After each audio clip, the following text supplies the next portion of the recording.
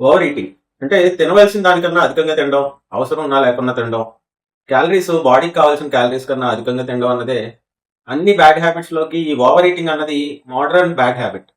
ఆ bad habit ఎంత దానికి దారితీస్తుందంటే ఇది ఒక స్లో పాయిజన్ లాగా ప్రతి రకమైన అనారోగ్యానికి ఓవర్ ఈటింగ్ కారణం అని మనం ఒప్పుకోవాల్సిందే. స్టమక్ ఫుల్ అయిపోయింది నో అని చెప్తున్నా సరే ఈ నాలుక ఇంకొక బైట్ అని చెప్పి ఎక్స్ట్రా ఎక్స్ట్రా ఎక్స్ట్రా ఓవర్ గా ఫీడ్ చేసింది అది కొత్త ఎనర్జీ కింద స్టోర్ అవుతుంది, అది ఫ్యాట్ కింద స్టోర్ అవుతుంది.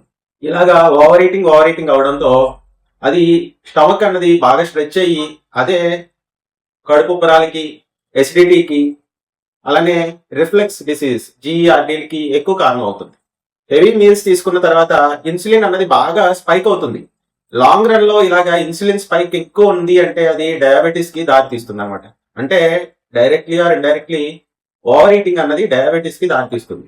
ఈ హ్యాబిట్ ఎట్టి పరిస్థితుల్లో అవసరం ఉన్నా లేకున్నా జంక్ కానీ లేకపోతే బింజ్ ఈటింగ్, అవసరం లేకపోయినా సరే ఆకలి లేకపోయినా సరే తింటూ తింటూ తింటూ ఉండడం అన్నది చాలా రకాల బ్యాడ్ హ్యాబిట్స్ కన్నా ఇది చాలా దారుణమైన బ్యాడ్ హ్యాబిట్. దీనివల్ల చాలా రకాలైన డిసీజ్ లో పడతారు. కాబట్టి ఈట్ స్లోలీ.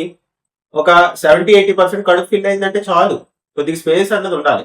అంతేగాని ఆ కడుపుని ఎక్కువ స్ట్రెస్ లో పెట్టేసి రకరకాలైన డిసీజులకి త్రాస్తున్నారు అనమాట. కాబట్టి ఏంటంటే ఓవర్ ఈటింగ్ అన్నది ఈ స్లో పాయిజన్.